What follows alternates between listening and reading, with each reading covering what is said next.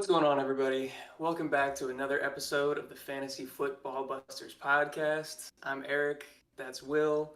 We got another divisional breakdown for you today, the last one. We're approaching the season. It's getting pretty exciting. Will, how you doing today, man? Hey man, I'm feeling great.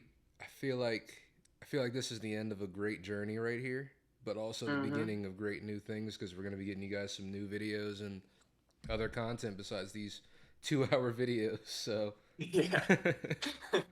I'm excited for what's to come. I'm excited for a little bit more short form content. Hopefully, people will be into that.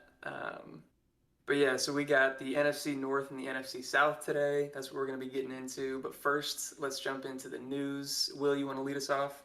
yeah, we got the tickler back at it again. They've updated his suspension, Mr. Deshaun Watson. He's now suspended 11 games and fined $5 million, and this comes after the initial 6 games that they gave him and his 8 game plea that he gave to the Yeah. NFL. Which it's just this thing gets weirder and weirder because it started out from a place of I didn't do this to all right, look, go easy on me though, like come on. So Yeah. it's just And kind then of he still wild. comes out and I think he had like an interview with Josina Anderson or something like that where he came out and seemingly admitted to wrongdoing and apologized for what he did, but now he's like back to saying he's innocent and did no wrong. It's just a weird look. Yeah, it's a lack of remorse, it's a lack of accountability, it's just a lot of bad things going on. So Yeah. it's just honestly, it's just the Browns' luck at this point. I think they really are a cursed franchise. I mean, they did this shit to themselves. They really Let's be did. real. They did.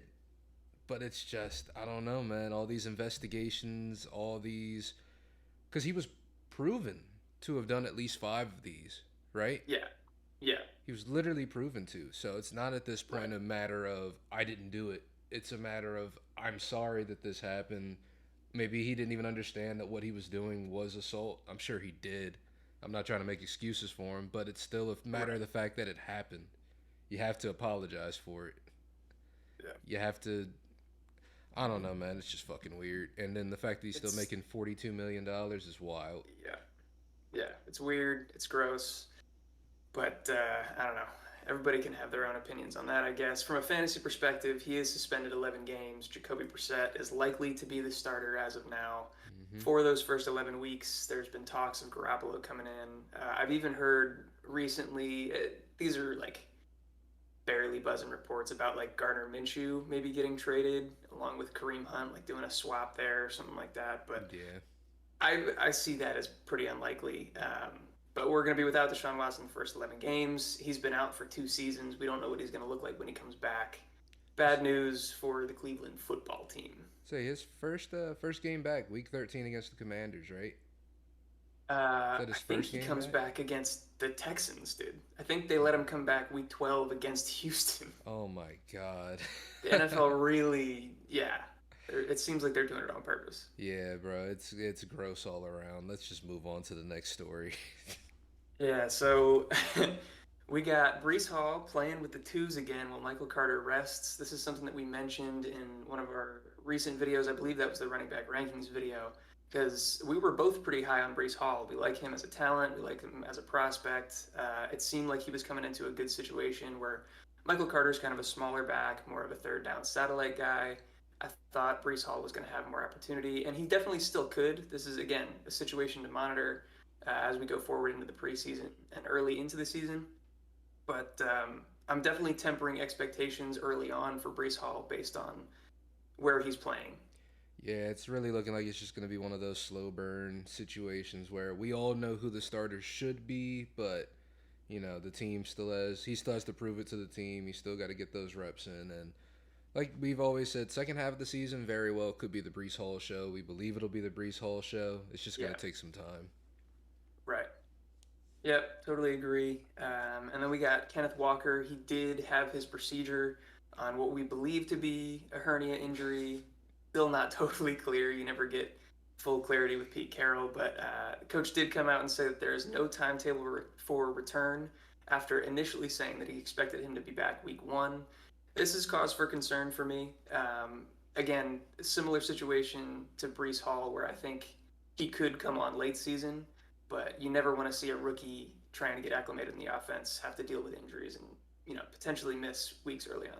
Yeah, especially when it's a hernia injury. Those are like that's more of like a core area injury, and that's something you very much need as just an athlete in general. So, Yeah, I think if they care about Kenneth Walker, they're not gonna rush him back as quick as they can. They're just gonna take it one day at a time. Hopefully, he gets back at some point in the season. I don't know what the look is usually on hernia injuries. I'd have to look into that, but I'm sure you guys could also find some fantasy doctors who really do know more about it, who can give you the real facts. So definitely yeah. go and check those sources out. Like I believe what Dr. Jesse Morse is a good one that Nick Ercolano usually goes to. Gonna be Is he honest, still I'm not a doing it? huge fan of Dr. Jesse Morse. Yeah, he is part of the fantasy doctors. It's not like he doesn't know what he's talking about, but I feel like sometimes he has some more radical takes. I Yeah. prefer FB Injury Doc, Okay. um, but they're both credible sources. Go do your own research, choose who you'd like to believe. But I feel like I typically go with FB Injury Doc, and I think he did say something about hernia with surgery and without, and like the timetables for that. So again, he's another guy I follow on Twitter. If you want to go follow the people I follow, be in the know, check him out. Yep. Um, we can move on. Michael Thomas has now sustained a hamstring injury. We're still what 2, 3 weeks away from the start of the season, so it's definitely possible that he can come back and be just fine. Mm-hmm. But after missing what 2 whole seasons and him pushing 30 years old, this starts to get a little concerning for me. Yeah, it's not it's like we've always talked about. Those soft tissue injuries aren't great, especially when people are getting older. They don't heal as quickly. They don't bounce back as quickly. He's already, like you said, he hasn't played for 2 years, so it's just another knock on Michael Thomas. But I think he will be back this year. He's gonna play this year. They're probably just gonna rest him for the remainder of the off season if they have to, because he is a veteran with the team. So he should be back week one, but it's just something to keep an eye on with these nagging soft tissue injuries always, because they just never go away completely Yeah. for a while. Yeah, hopefully it doesn't linger too long for him. The Raiders come out and said that they're planning to release Kenyon Drake. I don't think this changes much for me as far as my outlook on the Raiders' backfield. I still think it's going to be a committee. They got Zamir White there. They got Brandon Bolden there, Mm-hmm. a guy that Josh McDaniels brought with him over from New England, a guy that he trusts. Um, I guess maybe it means that there's more pass catching opportunity for a guy like Josh Jacobs or something like that, but I don't really see it that way. Yeah, it's just actually I think this is more of a move that's freeing up some passing opportunity for Brandon Bolden, because that was pretty Yeah, much strictly what he was used for last year. So just getting Kenyon right. Drake out is just trimming the fat at this point. Not to say Yeah, Kenyon Drake is the fat, but you know what I'm saying. It's just the land of he had a big opportunity, and contract. yeah, you gotta trim the fat, man. Fuck it, I'm gonna say that. I Kenyon like it. Drake can whoop my ass. Brandon Staley, coach of the Chargers, comes out and says that Isaiah Spiller could miss Week 1. Um, it was sounding more and more like he wasn't even the backup to begin with. Josh Palmer has been getting a lot of hype as the running back too, which is not exciting. Not a very good endorsement for the new rookie. But I don't know that that would have mattered a whole bunch. I guess more of a dynasty take there. Josh Palmer, who had a really good performance in preseason week 2, is in the concussion protocol. Again, we're far enough away from the season that this isn't really something to worry about, in my opinion. Um, Matt LaFleur comes out. This one's a little bit interesting to me, although it's kind of what I expected. He calls Aaron Jones and A.J. Dillon his 1A and 1A. He says they're both incredibly talented backs that can do it all.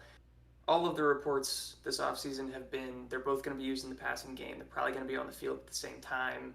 Mm-hmm. Dillon might lead the backfield in carries, but it's going to be close to a 50-50 split.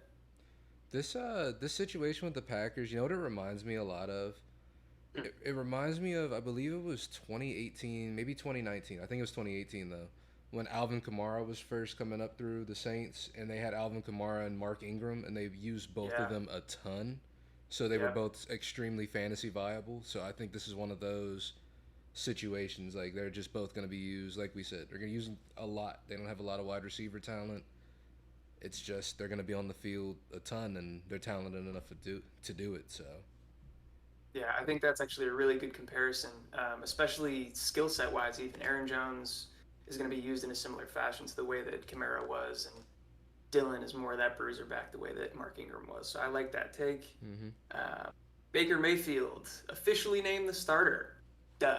Like, Duh. I don't know what Matt Rule was thinking, waiting so long, splitting reps, like taking reps away from Baker Mayfield in the offseason with the first team.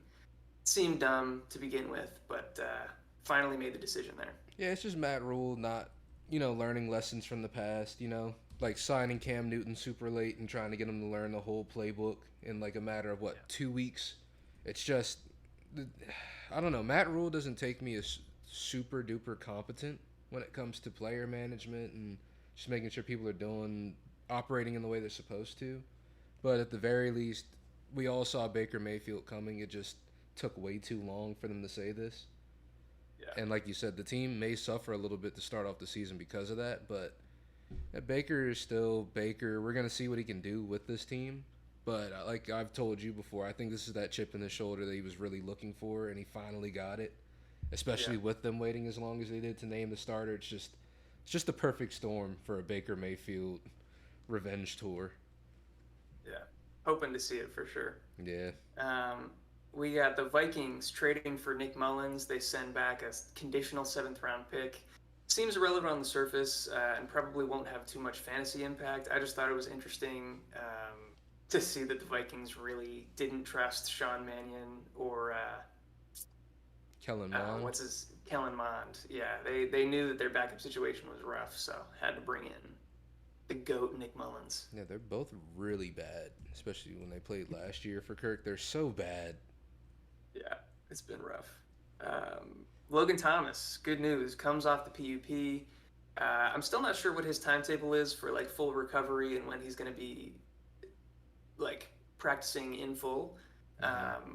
But it's good to see him back after a pretty severe injury that he had last season.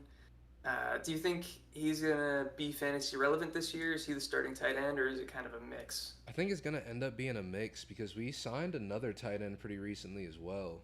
So Michael right now, Glenn, I believe. yeah. So right now, I believe we have 5 tight ends on the roster. Yeah. So of course, people are gonna end up getting cut. I don't think we're gonna start the season with 5 tight ends, but with Logan Thomas coming off the pup, he's getting older.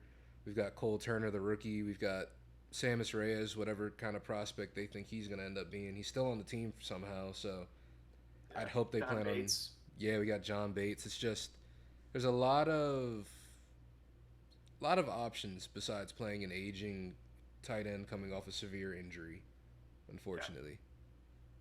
Probably going to bring him back slowly. This one, there was a lot of commotion about this one. So Tom Brady does return to practice after a leave of absence, where it's now been explained that he was off with his family, I believe in the Bahamas. It was a pre-planned vacation that, like, I don't know if it was from when he was gonna retire and they scheduled this and the team was fine with it. Whatever. He went out with Giselle and the kids to the Bahamas and now he's back. Did you see the video of him like returning to the practice field? Nah, I actually didn't see that. I didn't know he went to Dude, the it was Bahamas. That's fucking hilarious. hilarious. Yeah, he comes back on the field. I don't know who he's looking at or what he's doing it to, but he's fucking crotch chopping and flipping birds and doing all sorts of shit. I loved it. He was looking rested and ready to go. It's Tom Brady at his best, man. It's Tom Brady at his Yeah, best. and the fantasy footballers prominent podcast, I think one of the most popular podcasts, sports podcasts in the world, Mm-hmm. they were very concerned. They came out and spent like a good portion of the episode talking about how they thought he might retire again. And not to call them out, they're fantastic. I listen to their stuff all the time, great source, but I was like shocked to hear that they were concerned about that. I was wondering if they had some sources that I didn't hear about or what, but I'm glad to hear that he is back and that's not a concern. I think it would be really funny if the team just didn't do well to start out the season. He was just like, "Yeah, fuck this shit," and just retired. I'm out. Yeah. Yeah. And then this is kind of, we're getting into a little bit of older news. So I don't know if you guys have heard this yet, but Damian Pierce Didn't play preseason week 2, likely because he has already earned the starting job for the Texans. Um, Good to see that he's probably, the most talented back there, and that the Texans are willing to give him that starting job over guys like Marlon Mack and Rex Burkhead, which I think is the right decision. Still not a very good team, still a bad offensive line. I hope that he can perform well, but I'm not so sure what we're really going to get out of him. Yeah, bro. The way I kind of look at this is that Damian Pierce, why not start him? You know what I'm saying? Yeah, Like, you're the Texans. Not to be rude, but you're the Texans. You're not fighting for a Super Bowl. You're fighting to see what talent you have and what you can build around. And starting Rex Burkhead or Marlon Mack isn't going to be the way you do that to see what your future talent can play like. So it's just a yeah, good move from a team perspective. So you like to see stuff like that. But Damian Pierce's price is going up very sure. soon. Yep. Another kind of running back by committee, or at least so we thought, probably still is. Brian Robinson is getting the first team reps and might just be the starter in Washington come week 1. Antonio Gibson has had a rough go of it. What are your thoughts here? I've been ringing the Brian Robinson dinner bell since we picked him up, to be honest with you. I always thought Yeah, Gibby was more of a receiving talent, more of a receiving back, because he yeah, played wide receiver in college, whereas Brian he did. Robinson has been a running back his whole life. He played running back at Yeah, Alabama. It's just, it seems like it's the right move to move this to more of a committee look, but let Brian Robinson be the thumper in this offense yeah, because he's most well equipped to do it. He's already proven he can do it in college. yeah. I agree with you. Hmm. He's not super exciting. He's not crazy athletic, but he's consistent. He hits the holes he's supposed to. He gets the job done. Where Antonio Gibson is more of like the weapon, better receiver, better athlete, big play guy. Hmm. But yeah, it's looking like he's going to be a really good late round pickup in a few weeks when we get to the draft time. Oh, for sure. Um, Miles Sanders is still out with a hamstring injury. This is another backfield that was shaping up to be a committee. There's been a lot of hype around Kenneth Gainwell. Um, there's a bunch of other backs there actually, but not with too much like notoriety or like name recognition. An undrafted rookie. I'm forgetting his name. It's not Abram Smith. He's with the Saints, but Kennedy Brooks. Kennedy Brooks out of Oklahoma. Bunch of these guys are mixing in there. I'm probably staying away from this backfield as a whole, especially with Jalen Hurts getting as much rushing work as he does. Yeah, I agree with that. It's just honestly with this Miles Sanders injury, it's just more of the same. Hopefully he gets back to full strength, but it wasn't a backfield I was super investing in either. Let's try to plow through the rest of this. I'm taking some time. Khalil Herbert left practice on a cart, and there was worry about whether he was going to be done for the season or some serious injury, but he is now back at practice. We avoided whatever scare that was going to be, so that's good to see. He's been getting pretty much all of the reps with the first team as David Montgomery's been sitting out, so he's looked really good so far. Hmm. Colts beat reporters are saying that Michael Pittman is primed for a breakout. This is something that we've been talking about for the past few episodes. We really like what Michael Pittman's got going for him this season. Hmm. Nothing too new there. Michael Gallup has come back and started running routes as of last Thursday. Still not in full team participation, not in 7-on-7 or 11-on-11 drills, doing more individual work. But that's good to see that he's back on the field. Yeah. We already covered the Brady return. Jalen Warren appears to be the RB2 in Pittsburgh. This could actually be kind of important. We had talked about how Najee was getting just a crazy workload. And if he continues to get that, no matter how durable he's been, he's still more at risk for injury. And so having a clear, defined backup there could be pretty relevant for fantasy if something does happen. Yeah, that could be huge. That's a good eye for a handcuff type situation. Yeah, for sure. The Buffalo backfield is shaping up as a three-man committee with James Cook, Devin Singletary, and I guess Zach Moss. I don't believe Uh, it. yeah, but either way, they're all going to get some work. They're going to be siphoning off of each other. Probably not going to be pretty from a fantasy perspective. Mecole Hardman was also carted off the field last week, and he also avoided the worst. The team is saying he's dealing with groin spasms. and I believe since that news has come out, they're saying he's going to be back for week 1. Um, we'll see where he slots in with this uh, wide receiver group: Juju, Sky Moore, and MVS. And then also more Chiefs news: Juju has been missing a few practices due to knee soreness.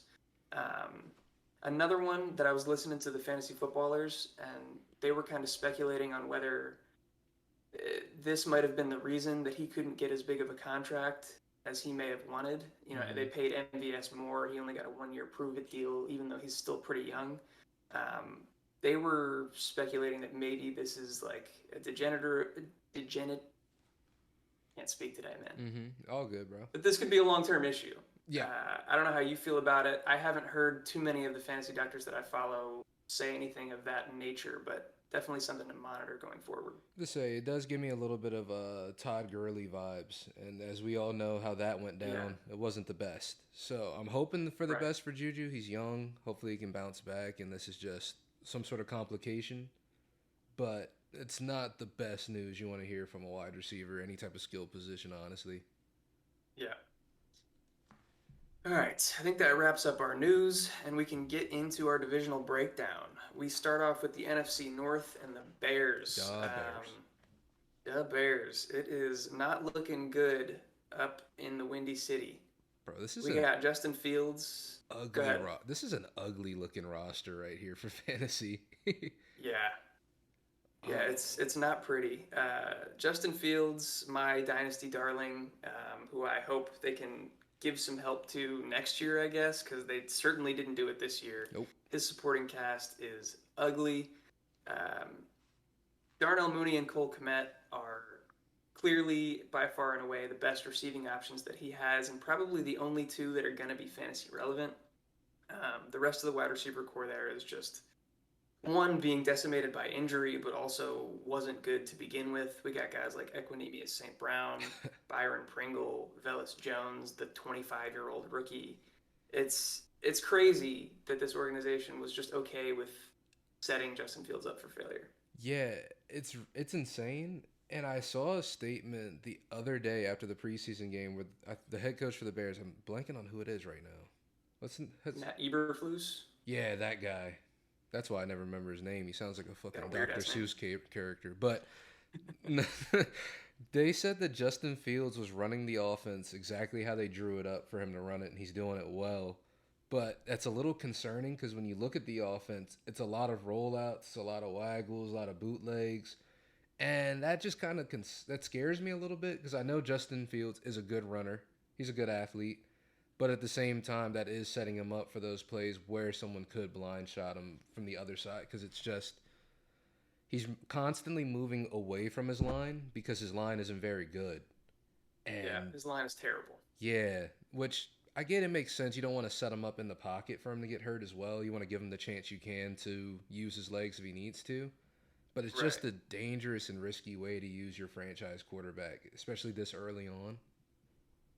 Yeah, I can definitely see where you're coming from, but I think that's more encouraging for me than anything. After coming off the season with Matt Nagy, where he had him sit in the pocket, not use his legs really, and especially for a young quarterback that's developing like that, those those rollouts, those bootlegs, basically allow you to eliminate half the field and give you less reads to worry about. So it's more of a simplified offense for him. I think it's a good thing for his Okay. development, for his confidence. And like you said, their offensive line is terrible, so why stand in the pocket and wait to get destroyed? Yeah. I definitely get where you're coming from. It's probably a little bit dangerous putting him out there on the edge, or rolling out, not seeing what's behind him. But I think overall, it's probably going to be what's best for this offense and for him as a whole. Uh, but what's best for them probably still isn't very good. Yeah. It's a weird situation, but like we've said, Justin Fields, he's a great athlete. He's got that rushing upside for sure. And he's an underrated thrower. I think he still has to develop in his decision making, but he's in his second year in the league, so everyone who's in that position does. Yeah. So it's something to at least keep an eye on. I don't think anybody's drafting Justin Fields right now. If they are, it's going to be a late round flyer. Yeah, certainly not in one quarterback leagues. I wouldn't recommend. Two QB leagues, he's definitely going for sure. Yeah, I think he's probably a sleeper in two QB leagues. I think his rushing floor is going to be enough to give him somewhat consistent numbers. His passing is not going to be anywhere near consistent. It's going to be ugly at times, but I think that he could be a decent contributor to a team on a super flex team. Um, let's get into this backfield. We got David Montgomery and Khalil Herbert. There's a couple guys behind him, Tristan Ebner, Darrington Evans, but they're probably not going to factor in too much. Khalil Herbert, like I mentioned at the top of the show, was getting all of the run with the ones in preseason. He's been getting rave reviews from the coaching staff. He's looked really good in practice. It's shaping up to be a real committee here in Chicago. Yeah, I think they're gonna end up splitting things up. It's like we kind of talked about in the running back rankings video. You haven't seen that? Check it out. But it's just more of it's a new regime, so they don't really have that same loyalty that Matt Nagy had to David Montgomery, where they're like he's getting 80% of the work. They got the Yeah, opportunity to actually split some things up, get some looks at both of these guys, and see who the guy is. So Khalil Herbert's definitely going to get some opportunity this year. yeah, I'm looking forward to that for him. Just overall takeaways from the backfield. David Montgomery is still a talented guy. He's in the last year of his contract. He's going to be looking to prove it. But like we said, this offensive line is so bad. I'm sure they're going to be stacking the box because the weapons on the outside just aren't enough to warrant, having a bunch of DBs on the field to account for them. I think it's going to be tough sledding for either of these running backs. Khalil Herbert is a guy that I like in Dynasty as a stash for sure. I think David Montgomery's probably out the door after this season. But in redraft leagues, season long, don't really love either of them. Agreed. Yeah. And then I mentioned the pass catchers. Darnell Mooney is really the only one of relevance at the wide receiver position, in my opinion. He's got to get peppered with targets. He's probably going to be north of like 130, 140 targets this season just because who else are they really going to throw the ball to? He's definitely a talented guy. He's on the smaller side. He doesn't really profile as like an alpha wide receiver one on the outside. But speedy guy. Justin Fields likes to throw the deep ball, so I could see some connections there, some explosive plays. I don't expect him to be super consistent on a week to week basis, but I do kind of like him around that sixth or seventh round range this year in redraft. Mm-hmm. What are your opinions there? I have to say, I've liked Darnell Mooney as a talent. He's been one of those guys that we've kind of talked about as being like a breakout player for the last 3 years. And I think this is the first year he really, really has that opportunity to be an alpha receiver because he has to. Yeah. And there's none of these other guys that really move the meter for me, like Equinemius St. Brown, pedestrian wide receiver in the NFL. Not to say he's not good, but he's very average. Yeah. Byron Pringles, same story. Velus Jones, like you said earlier, he's 25 and he's a rookie. That's just about never a good sign.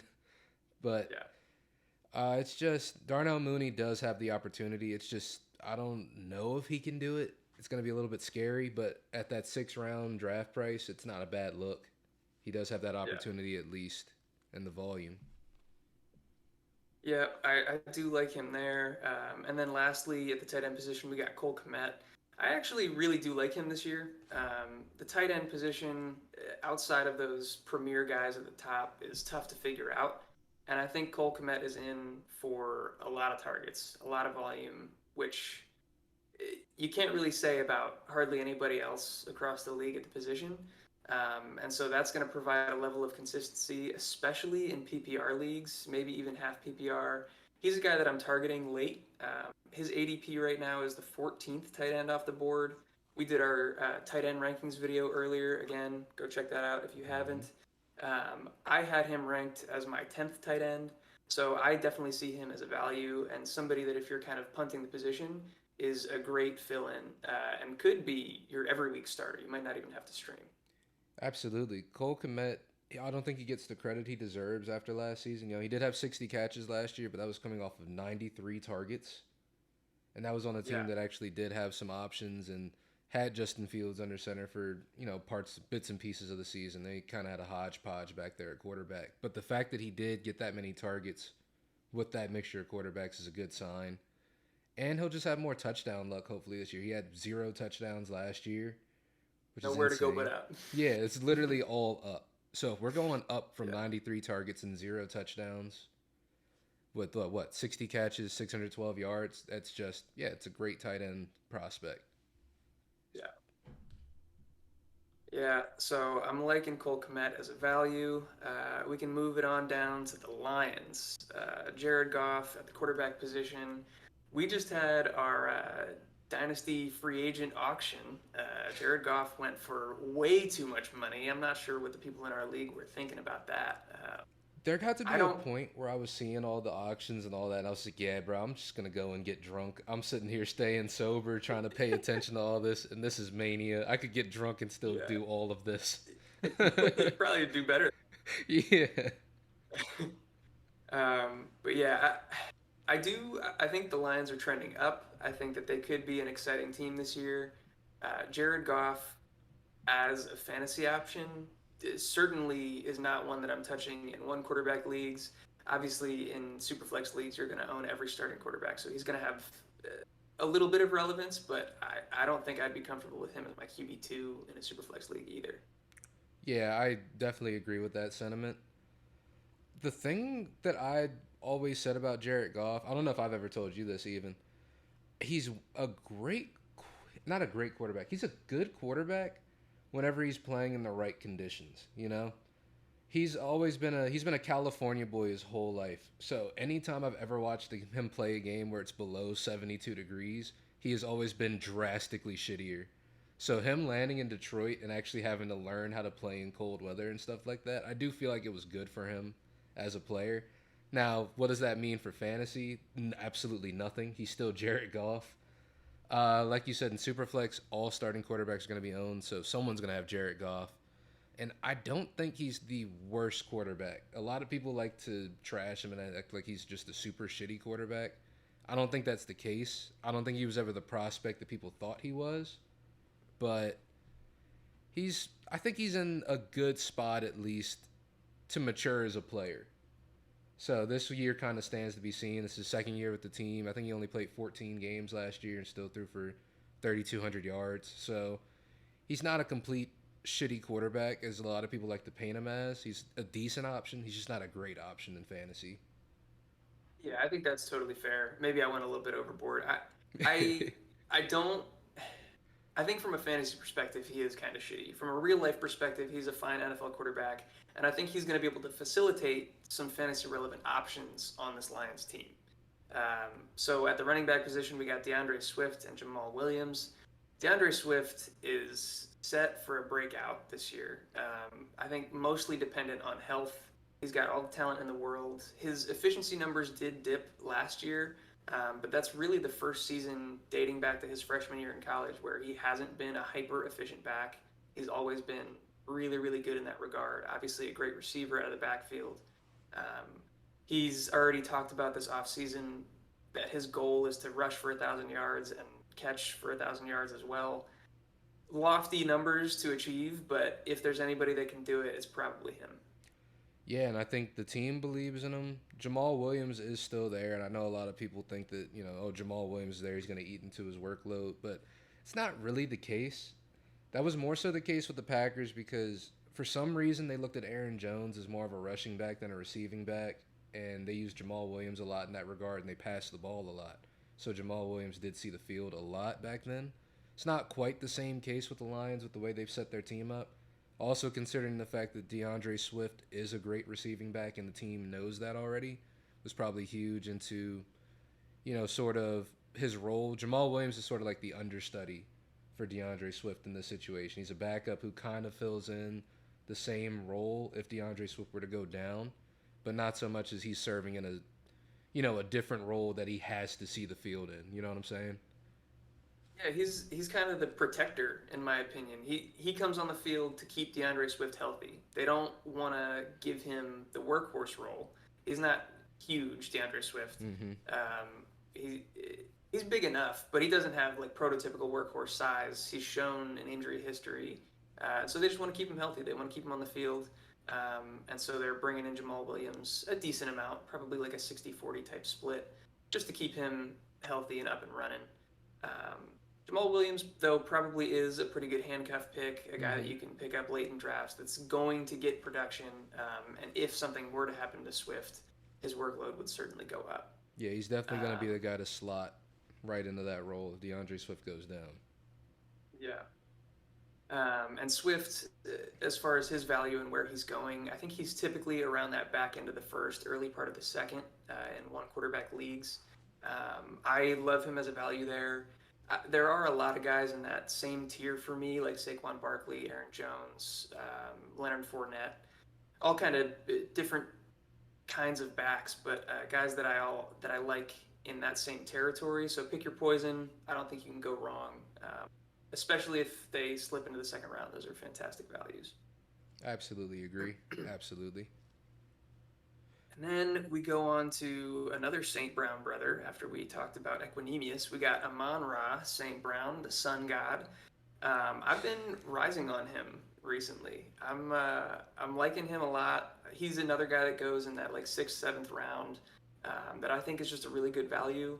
He popped off at the end of last season, had a fantastic stretch for the fantasy playoffs, won a lot of people championships, there's been a lot of question as to whether he's really that good or whether it was due to the injuries around him because DeAndre Swift had gone down, TJ Hawkinson had gone down.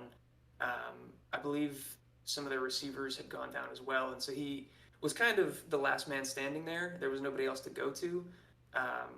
I'm more on the side that he really is talented. I'm not a big vacated targets guy, so even when people go down, you still got to earn it. You still got to get yours, and he clearly did that. So I think he's set to maybe not have that same crazy end of season run that he did, but have a really good season. DJ Chark being kind of his only wide receiver competition. Jameson Williams isn't going to be back until later on in the season anyway. Yeah, I definitely agree with all of what you just said. He was a league winner last year.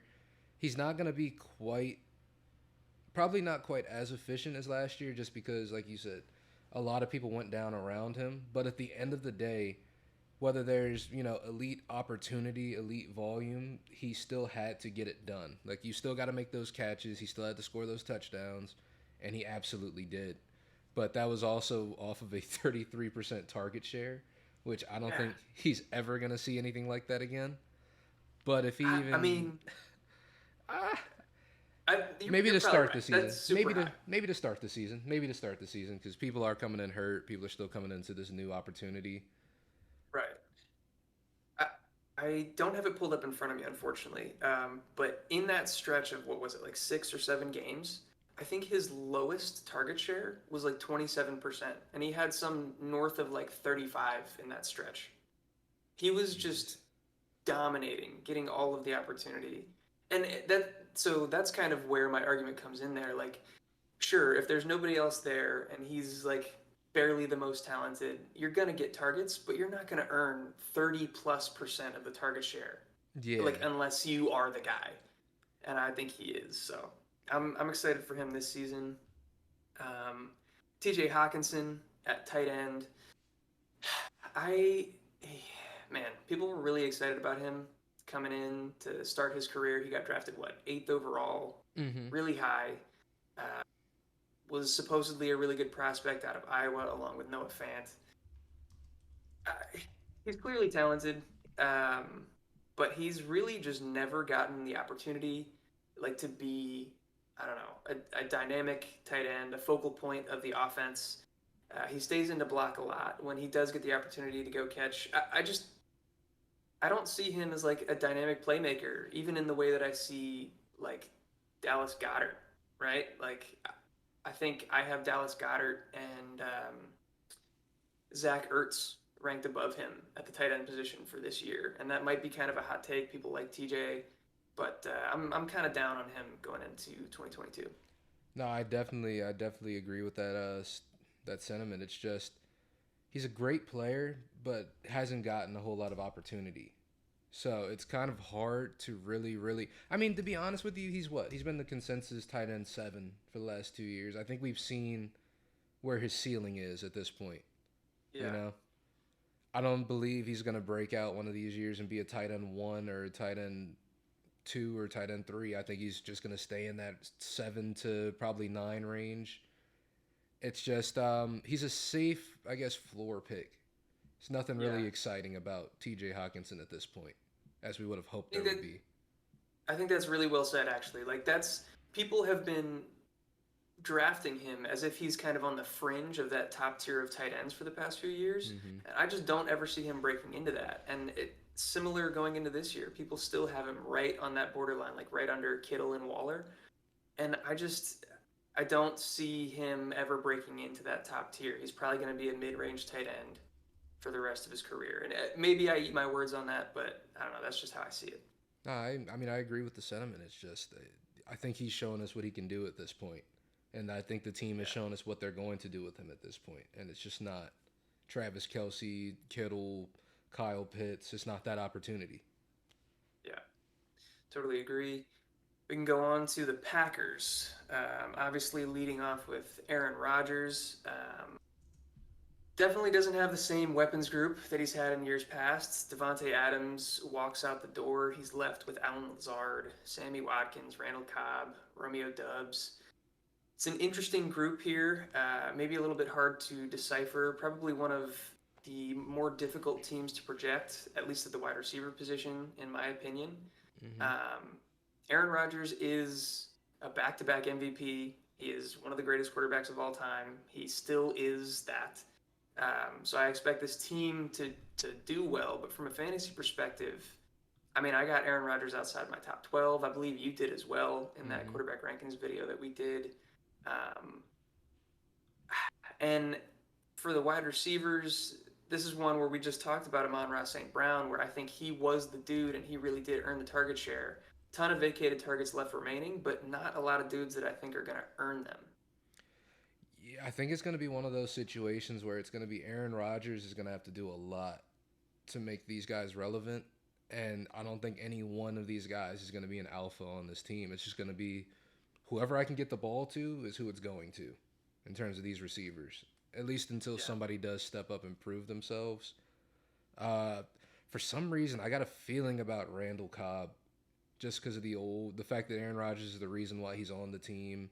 He was getting weird nods and looks last year when I felt like he shouldn't have, but it's just going to be a hodgepodge at the wide receiver position for the Packers until we actually see who it's going to be because every week they come out with a new guy who, oh, Romeo Dobbs is the guy. Oh, Christian Watson's having a great week.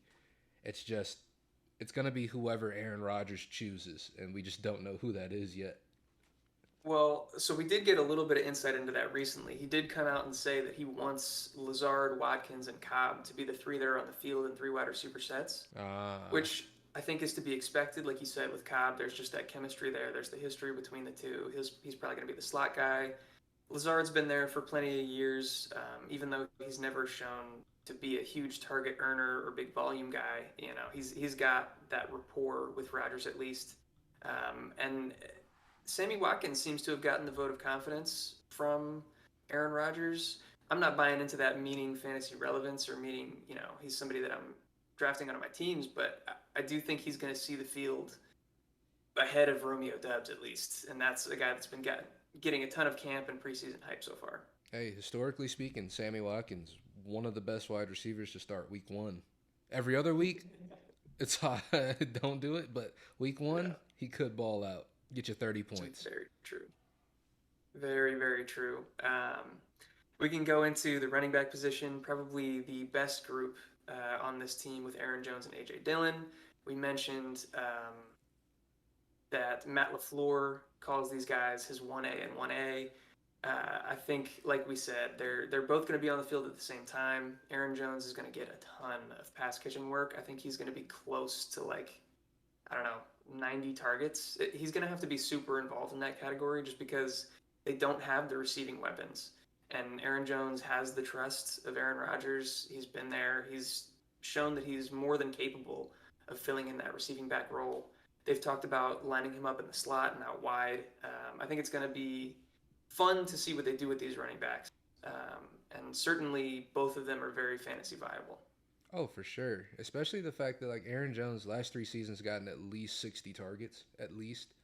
So it's only going to go up from there, I'd imagine as well. So I know we're going to talk about this later, but I know we had said that Alvin Kamara, the days of seeing him get 80 plus targets, this and that, it's just over. This may be the time we see Aaron Jones get that. He may be that Yeah. new guy in the NFL. Yep, I agree with you. I mentioned him earlier when we were talking about that same group as like DeAndre Swift at the beginning of the second round. I think he's a good pick there. I think if AJ Dillon stays where he is right now, I've been seeing him in the fifth and sixth round. Let me look up his ADP real quick. Um, he's a guy that is going to have standalone value. He's going to get plenty of rushing work. He's probably going to get a lot of the red zone and goal line carries.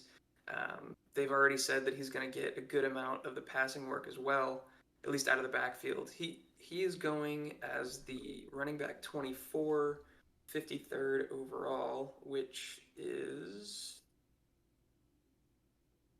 that's like middle of the fourth. Yeah, it's like the fourth or fifth pick in the fourth round.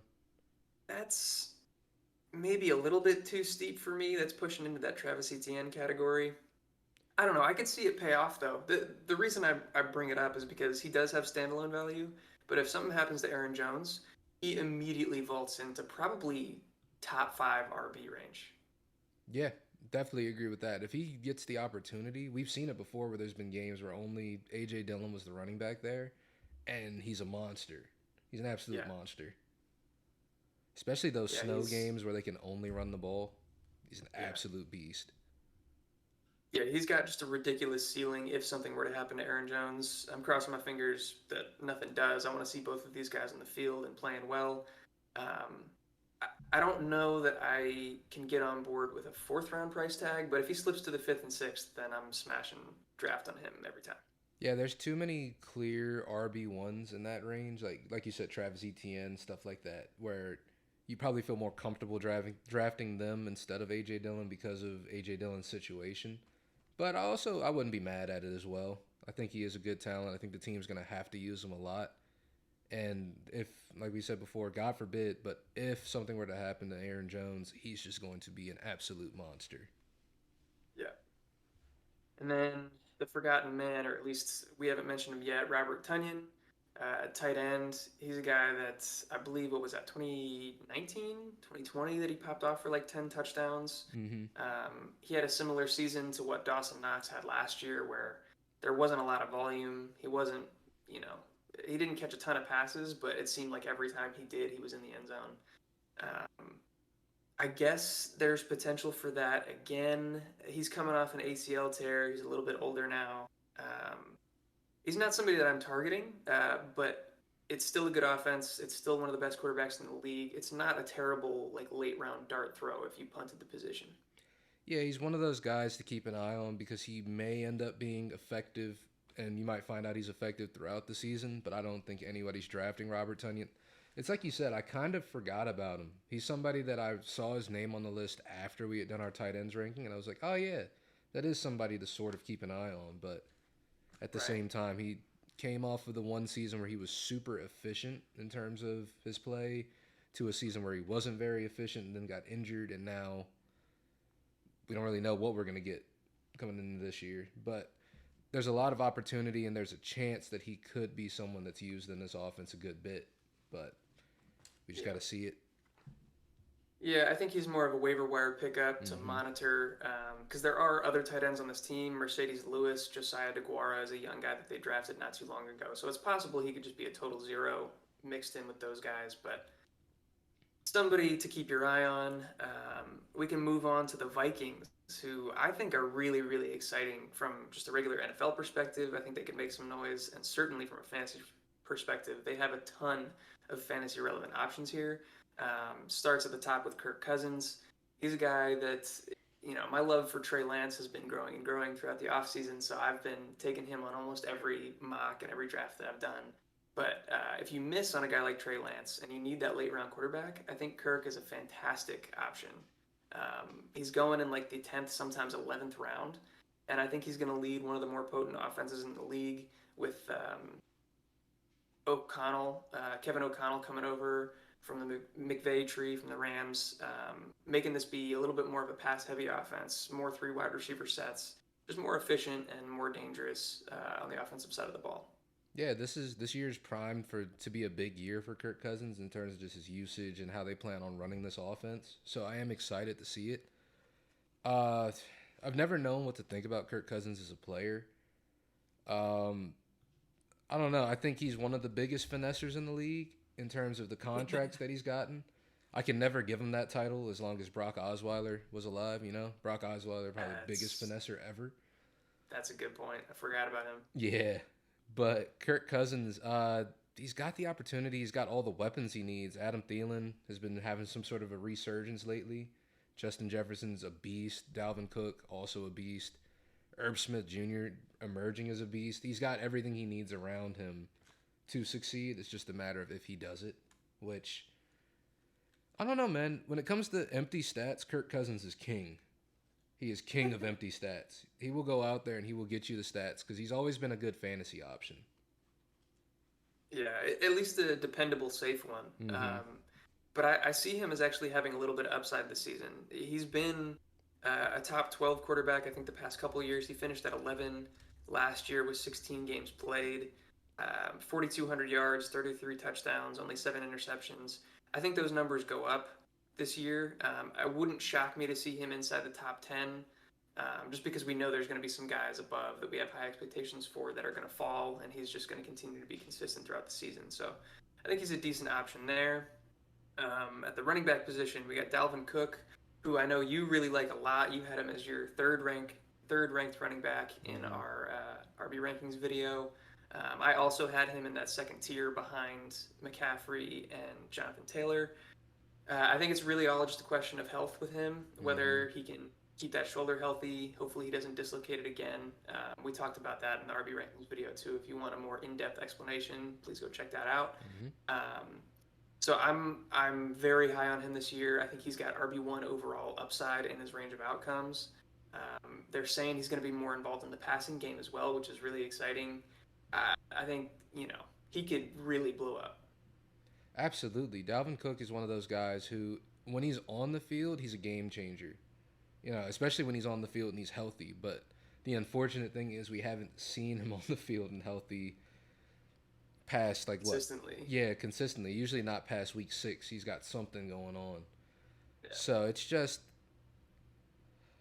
I want to see him come back. I kind of want to see him get back to those 2019 numbers too, because I had seen people talking on Twitter, and I'd seen someone say that Dalvin Cook isn't a receiving back, and yeah, I just couldn't believe that.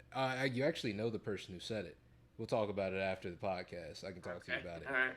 But I saw that and I was like, that's an absolutely ridiculous take. But Yeah. it's Twitter, social media. Narratives are always going to try to get a hold of it, but the truth is that Dalvin Cook is a dynamic player. He's one of the best in the league at his position, and when he's on the field, he can carry your team to a win. We've seen him do it several times, even as recent as last year. Yeah. It's just a matter of if he stays healthy, and the fact that they're getting him more into the passing game is hopefully a good sign that they're not planning to run him into the ground like they usually do every year. They're working him Yeah. in more to the passing, keep him involved, which may curtail some of his rushing upside, but receiving upside should go up a steep bit. So I am excited to see it. For And sure. then you've got the Alexander Madison, the replacement Dalvin Cook that everybody talks about every year. But Ty Chandler's been eating a little bit into that role as well as the backup for Dalvin Cook. So it's not even all Alexander Madison anymore. Yeah, that's definitely something that we should keep an eye on going into the season. Again, something that we talked about in the RB rankings video. Dalvin Cook is a fantastic pick, especially when you can lock up his handcuff, because typically they just go with Alexander Madison. He takes on the full role, and he can be a fantastic fantasy option if Cook goes down. But if it's going to be a committee behind them, or if it's unclear who the handcuff is, it makes Cook a little bit more of a risky pick, in my opinion, just because you can't lock up that sure volume behind him. Yeah, but with that being said, also there's things for Dalvin Cook that should get better going into this year as well in terms of just touchdown upside, stuff like that. He only had 6 touchdowns last year and still finishes a top running back in fantasy.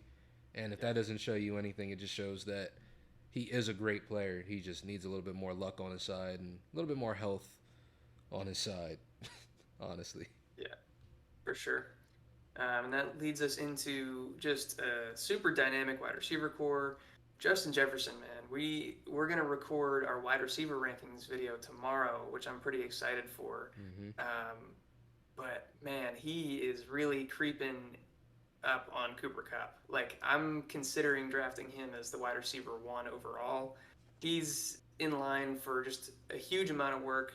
Like I said, Kevin O'Connell comes over from the Rams, where Cooper Kupp just had the greatest fantasy season of all time, and has already said that Justin Jefferson is going to assume that Cooper Kupp role on this Vikings offense.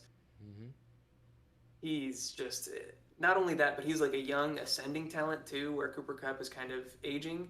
I still see them as like 1A, 1B from a fantasy perspective. I wouldn't fault anybody for choosing one over the other, but man, he's just going to have a monster season this season. Absolutely. I've seen a lot of lists actually with Justin Jefferson up at the top just based off of these statements and based off the fact that, like, he really had a super elite season last year. It was just the fact that He's incredible. he did it during the same season Cooper Cup was having a historic season. So people didn't Yeah. really talk about it a whole lot. But if we're rolling even if he gives the same production that he gave last year, he is one of the top, if not the top option for a wide receiver pick. You know what I'm saying? So it's just, he's young. He's proven at this point that he can do it. And the team is telling you nothing but we're giving him the opportunity to do it. So he's a great pick there. He's a great. I'm very comfortable with Justin Jefferson being picked in the first round because he's gonna get Yeah. that opportunity for sure.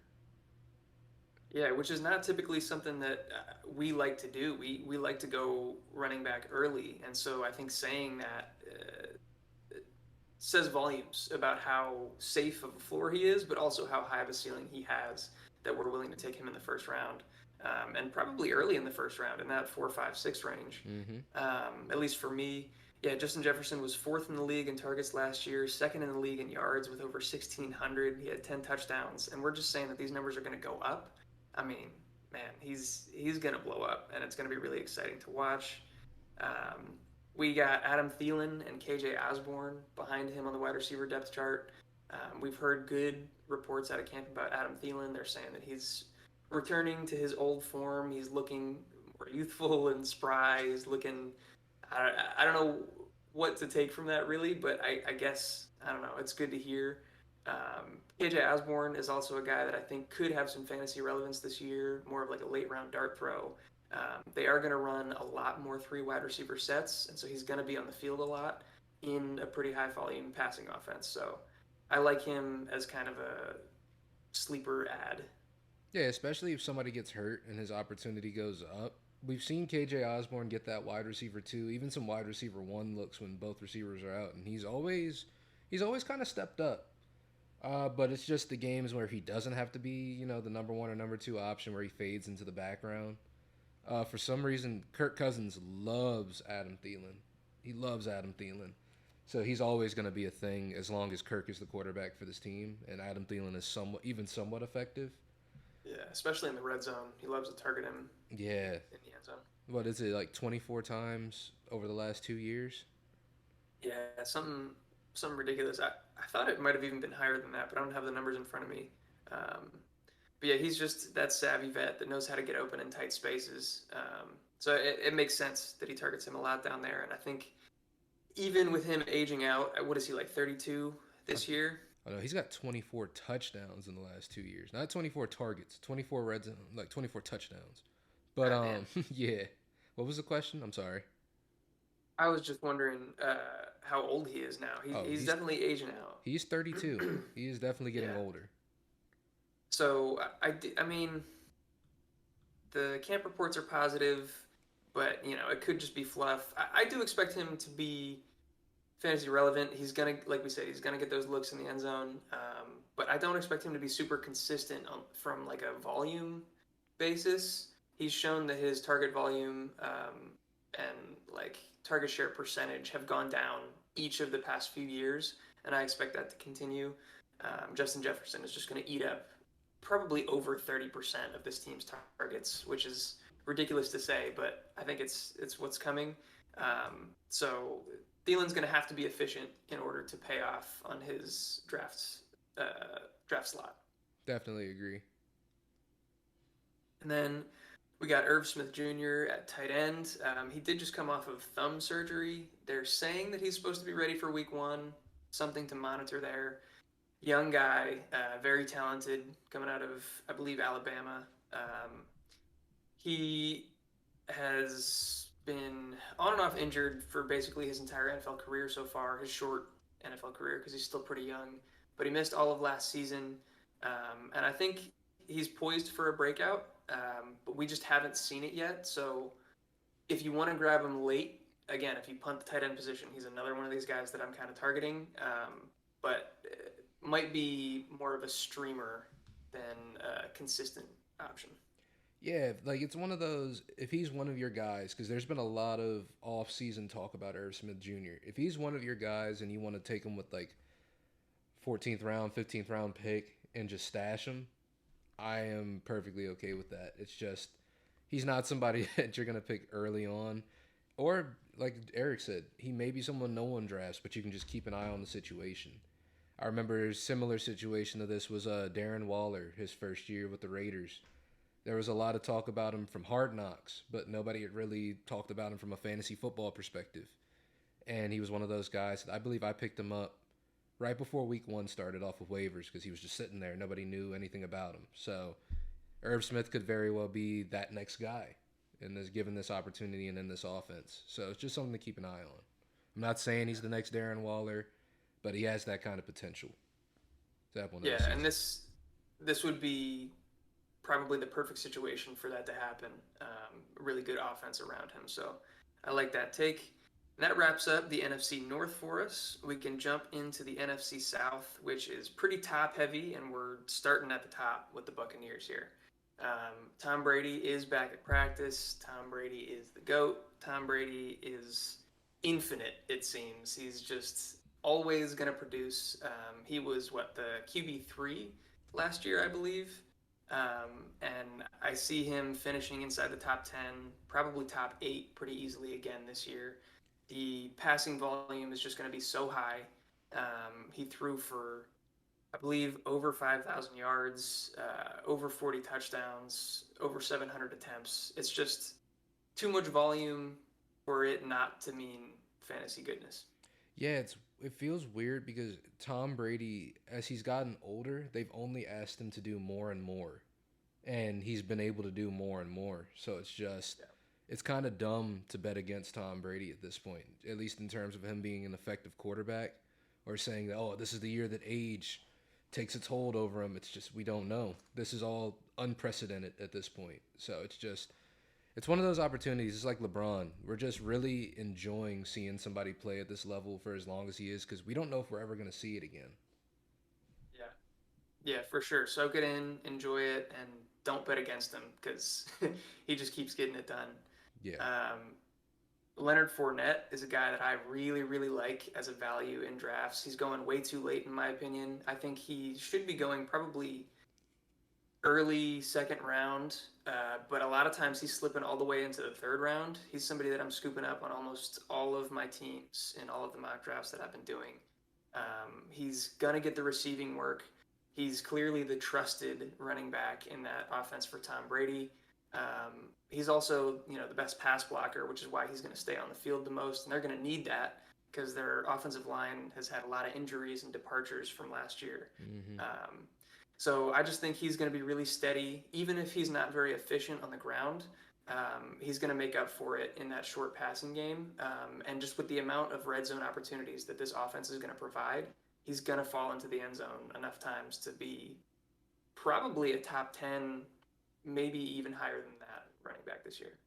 Yeah, I feel like me personally, I feel like Leonard Fournette going into this year, his floor is James Conner last year. He's just in a high-powered offense. He's got opportunity. He's got the red zone carries. He's just the guy in this offense for the running back position. So it's just, barring anything crazy happening, he's gonna be a top 10 running back. It's kind of just Yeah. locked in. Yeah, and it's worth mentioning the rookie Rashad White, also in the backfield. Really talented coming out of ASU, super athletic, really good receiving back. But reports out of training camp are that he's still developing, he's still young, he's still trying to figure out pass blocking. Hmm. So I think from a dynasty perspective, he's a really, really good target. I guess Depends on how long you think Tom Brady's going to be around because this offense could see a dramatic change once he leaves. But I think he's super talented, and if given the opportunity, he could be really good. But with Tom Brady there, his trust in Leonard Fournette, I don't see him getting on the field a ton this year unless there's an injury to Fournette. Yeah, I definitely agree with that. It's something to keep an eye on for dynasty purposes, but in terms of him getting on the field and getting real valuable looks right now, it's not great. But yeah, it stands to be seen with what Leonard Fournette does. But I think if he's the guy, and we've seen him go through entire seasons being the guy, I think it's just more of the same for the running back position. Rashad White's gonna have to wait his turn, but that's okay. He's a rookie. He's got time. Yeah. And then we got kind of a star-studded wide receiver core here with Mike Evans, Chris Godwin. They bring in Julio Jones and Russell Gage as well. Mike Evans is a guy that I really like this year. I liked him more, obviously, when the Chris Godwin injury news wasn't quite as positive, and before they brought in Julio and Russell Gage, he seemed like he was going to be the only target. But honestly, I probably like his value even better now because now that Chris Godwin's injury reports have been good, he's back on the field and practicing. Julio Jones is here. It's pushing Mike Evans down further. It seemed like earlier in the offseason you had to use a second round pick to get him, but now he's fallen all the way to like mid, maybe even back end of the third, which I think is great value for him. Yeah, it's a great value for Mike Evans because at this point, he's another one of those players. Like I doubt him every year, and he proves me wrong every year. He's just, I don't know. He's someone that's always on the injury report, but always plays. He's somebody who Yeah. they say he's not going to get the opportunity, but always gets the opportunity. It's just when you have a team like the Buccaneers that throws the ball as much as they do with someone as good as Tom Brady at the helm, it just about makes all of these wide receivers relevant in their own ways. It's sort of whatever it is you're going for in a wide receiver. So like I try to break all of these down into sort of like categories or at least like superlatives even. So like Mike Evans, probably the safest floor out of any wide receiver out of these four. And I like to think of Chris Godwin as the highest ceiling. Even though he's coming off an injury, he's still one of the most explosive players on this team. Russell Gage is the biggest question mark, but after coming off a good training camp, the team likes him a lot. He's shown last year that he can play in the slot and he can play on the outside. He may be able to make something happen. He's the biggest risk, but also probably maybe the highest reward as well because he's going as late as he is. I believe he's going like the wide receiver 52 off the board or something like that. Like he's getting drafted behind guys like Sky Moore, which it makes sense, but it just leaves more room for that to be as good of a value as it can be. And then Julio Jones on this team is the biggest monkey wrench because I have no idea how they're going to use him at all. Yeah. Yeah, I wouldn't be shocked if they really just kind of save him for the playoff run. If they use him sparingly, he sees limited snaps throughout the regular season as long as they're doing well and putting themselves in playoff position. And then they kind of unleash him come playoff time. That's kind of a rumor that I've heard from a couple different sources or whatever. Who really knows? But it would make sense since he's been dealing with a lot of injuries so far. Now that he's late on in his career, that they would try to keep him healthy. I just wanted to touch on Mike Evans one more time. He did finish all the way up at the wide receiver 6 last year. Yep. It seems like he's always underdrafted. Evan Silva put it in a way that I really liked. He's over at Establish the Run. Go check that out as well. He says Mike Evans was put on this earth to score touchdowns. And that's just a fact. It's so true. He scored 14 last year. It seems like he's over 10 basically every year. He's also been over 1,000 receiving yards every year of his career. He's just a model of consistency. I feel like he's always underrated, disrespected. So give this man some respect. Draft him a little bit earlier. I like him a lot this season. Yeah. I liked what you said about Chris Godwin, Russell Gage, this whole group. Just something to keep in mind. Godwin is still coming off of that ACL tear. Like I said, reports have been good. He's back practicing with the team. He's in team drills now. It looks like he's probably going to play week 1, but it is going to be a slow ramp up. I don't know that he's going to get a ton of volume until a quarter of the way through the season. But certainly moving up my draft boards, he was a guy that I was kind of avoiding.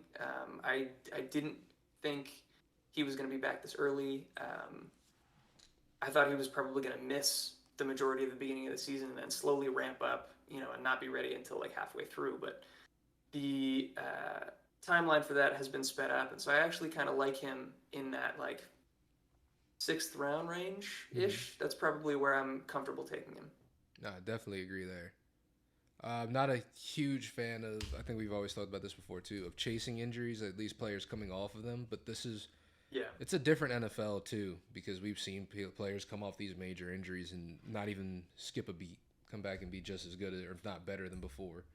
So it's just yeah, at that price, Chris Godwin is a great pickup. Now, if he yeah, starts to creep back up into that third, fourth round range he used to be in, absolutely not.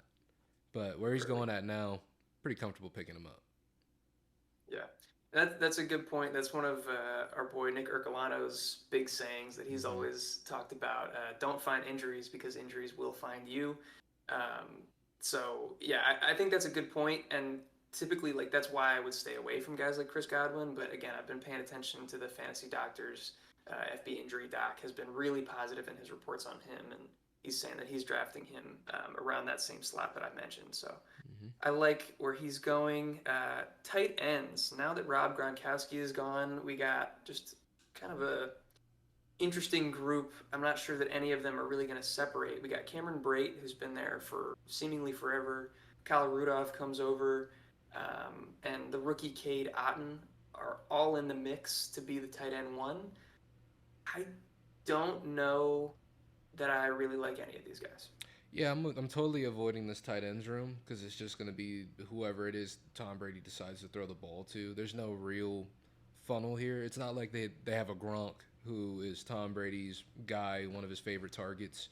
If Gronk was here, I'd say yeah, Gronk is someone worth drafting. But any of these guys, I'm not looking at them. To be honest with you. Yeah, if one of them does emerge as like the true number one, and it's not really like they're switching back and forth, then I think they could be fantasy relevant. Mm-hmm. Like we talked about with Tom Brady, like there's just a ton of passing volume to go around, so it's possible that one of these guys does emerge into fantasy relevance. But I'm not going to be making the decision on one of them. Um, so we'll see what happens there. We can move on to the Falcons. We got Marcus Mariota as the starting quarterback, at least to start the season. They also drafted Desmond Ritter, who looked really good last night, I thought. I don't know Mm-hmm. if you got to catch the game or not, but he looked pretty precise, pretty accurate. I think that Mariota, he has rapport with Arthur Smith, the coach, both going back from Tennessee. I think he could outperform people's expectations. I still don't think it's going to be amazing. I'm not drafting him in fantasy or anything like that, but I think that he could support a couple fantasy options here, probably the likes of Drake London and Kyle Pitts. Yeah, definitely agree there. Marcus Mariota has looked better than I thought he would in the preseason. I think they were played against the Jets last though, so Yeah, I don't know how much that really means. But Desmond Ritter yeah, is also Ritter has also looked really good. I think one thing that people don't really look at a whole lot with this situation is that Marcus Mariota was a running quarterback primarily. He's a hybrid quarterback, and with him being on a team as bad as the Falcons are going to be, I think he's going to have to use his legs a lot more if he just wants to live. So it's going to make him sort of that sneakier fantasy upside play too, with just his rushing upside that he's going to have. But in terms of who's getting the ball on this team, just looking at this roster, it's it's pretty much an easy flow down through to see who the funnel is and who they're going to be running this offense through. So I yeah. guess with that, I don't know if Desmond Ritter is ever going to end up getting the nod this year or not, or if it's just I think he might. I think we know who Mariota is, and I think they're probably going to want to give Ritter a chance, especially considering I don't see this team contending or getting into playoff position. So if they are, you know, and if they have a bad record late in the season, I could certainly see a quarterback switch on the horizon. I don't necessarily know that that matters a whole bunch for these fantasy options. That's something that we'll have to wait and see. Um, but I do see there probably being a late season switch here. okay. Yeah, I could see that too, just because this team is one of those teams like the Texans. They aren't really pushing for a Super Bowl win with this team. Yeah, So you might as well see who your personnel is while you can. right. Yeah, you mentioned the clear and obvious guys. We got Drake London and Kyle Pitts. Kyle Pitts, wide receiver one, even though he's not a wide receiver, he's just the GOAT. He's a fucking Uh, monster. I'm so excited for him this season. The range of outcomes I feel like is really, really wide for him. Mariota is not a very good quarterback. This offensive line isn't very good. This offense as a whole isn't going to be efficient. They're probably not going to be in the red zone a ton. But man, Kyle Pitts is just such a freak, such an outlier, such a difference maker. It's hard for me to, I don't know, let that opportunity of what he could be slip by me. He's going at a pretty high price right now as the tight end three, typically going off the board in the third round, which scares me. I think that that's really risky. I think if you take a tight end in the third round and bypass some of those other safer options, if he doesn't pan out, which is, totally possible, then your fantasy team is in a really bad position.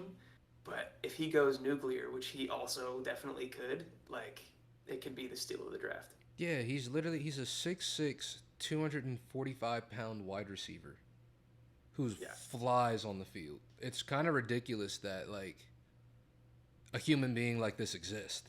You know, it's it's horrifying, and it's just another reminder why I never made it to this level because there's people like this that exist.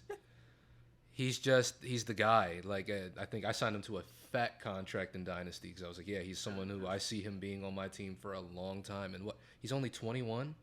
Is he Yeah, 21? he's still so young. It's Yeah, ridiculous. it's absolutely insane. So it's just the ceiling is the moon for this guy. Maybe even further. Might even be Pluto. But it's just a matter of if this team is going to be able to do that for him. You know? But I also think he's Yeah, talented enough that he can do it himself. He can just, yeah, throw me the ball, I'll go get it. Doesn't matter. yeah, exactly. There have been the narratives going around about how Marcus Mariota supported Delaney Walker as a top three tight end in back-to-back seasons earlier in his Titans career. And Kyle Pitts is clearly more talented, more athletic, a better receiving tight end than Delaney Walker. Not to disparage Delaney, he was also a fantastic player in his own right, but man, Kyle Pitts is just an alien.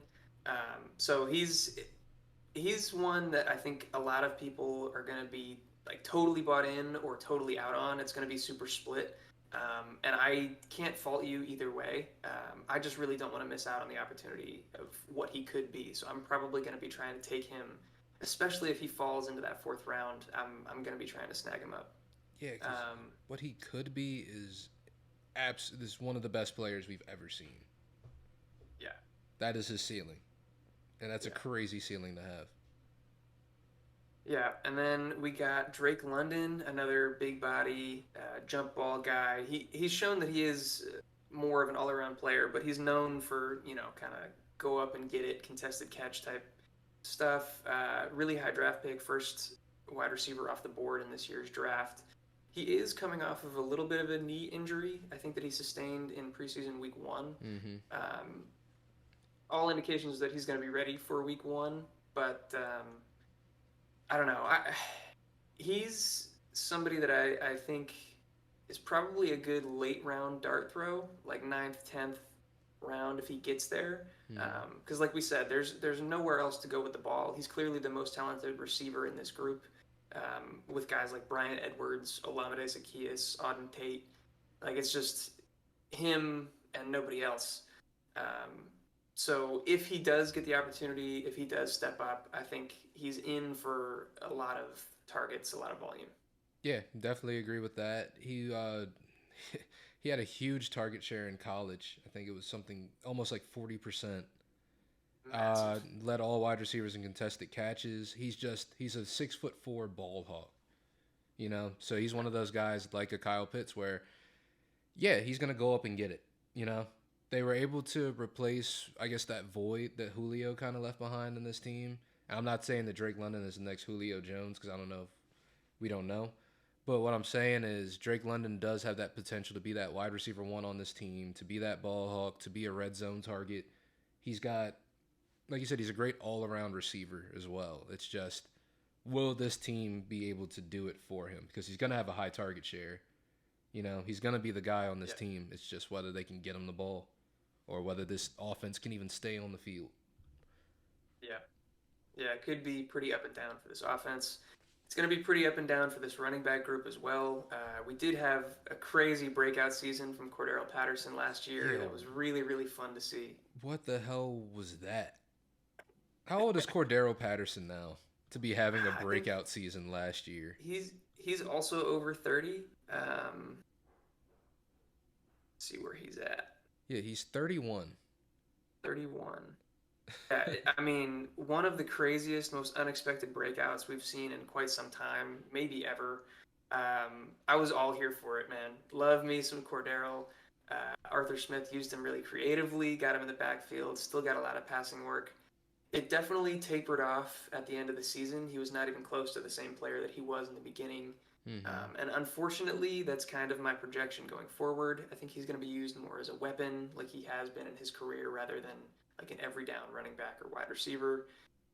Damian Williams got the first carry and a lot of the first team snaps last night.